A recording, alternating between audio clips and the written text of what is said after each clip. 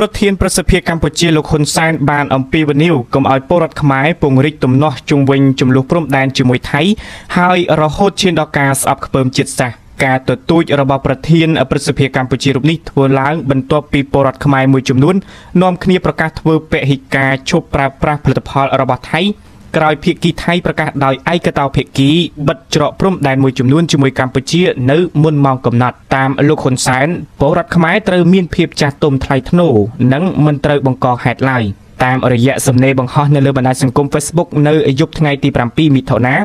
លោកហ៊ុនសែនប្រធានប្រសិទ្ធភាពកម្ពុជាទទូចឲ្យពលរដ្ឋខ្មែរទាំងអស់បន្តរក្សាភាពថ្លៃថ្នូរចាស់ទុំនិងម៉ឺងម៉ាត់តែមិនត្រូវឲ្យបរទេសប្រមាថមកលើប្រទេសកម្ពុជាទេឆ្លើយតបនឹងការបិទច្រកព្រំដែនអន្តរជាតិប៉ោយប៉ែតនៅមុនម៉ោងកំណត់កាលពីល្ងាចថ្ងៃទី7មិថុនាដោយភាគីថៃនោះលោកហ៊ុនសែនបានអះអាងថាគ្រប់យ៉ាងនឹងទុកឲ្យថៃជាអ្នកទទួលខុសត្រូវនិងថាបើករណីគ្មានទំនិញថៃនៅលើទីផ្សារកម្ពុជានោះមិនមែនមកពីកម្ពុជាធ្វើពហិការឈប់ប្រើផលិតផលថៃឡើយតែជាលទ្ធផលនៃការបិទច្រកព្រំដែនតាមប្រធានប្រសិទ្ធភាពកម្ពុជាបើទំនិញរបស់ថៃនាំចូលមកកម្ពុជាមិនបាន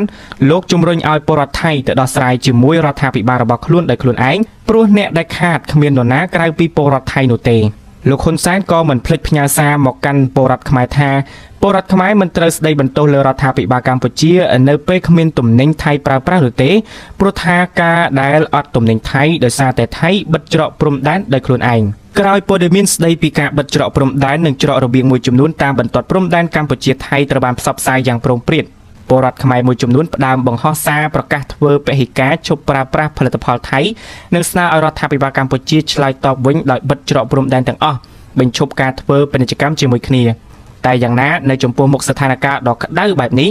លោកហ៊ុនសែនអំពាវនាវឲ្យពលរដ្ឋខ្មែរទាំងអស់កុំពង្រីកទំនាស់ពីបញ្ហាចំនួនព្រំដែនឲ្យរីករាលដាលដល់វិស័យផ្សេងទៀតហើយរហូតដល់ការស្អប់ខ្ពើមជាតិសាសន៍លោកបណ្ឌិតគីស្រីវត្តអ្នកជំនាញសេដ្ឋកិច្ចចាត់ទុកថាកម្ពុជាខាតបង់តិចតួចប៉ុណ្ណោះចំពោះវិធានការបិទច្រកព្រំដែនដោយភាគីថៃនាពេលនេះ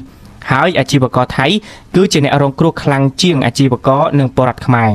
តាមលោកបណ្ឌិតគីស្រីវត្តបើថៃបិទច្រកព្រំដែនកម្ពុជាមានជម្រើសក្នុងការទិញទំនិញពីប្រទេសដទៃទៀតដូចជាវៀតណាមឬចិនជាដើមចំណែកលោកបណ្ឌិតយ៉ងពៅអគ្គលេខាធិការនៃរាជបណ្ឌិតសភាកម្ពុជាយល់ថា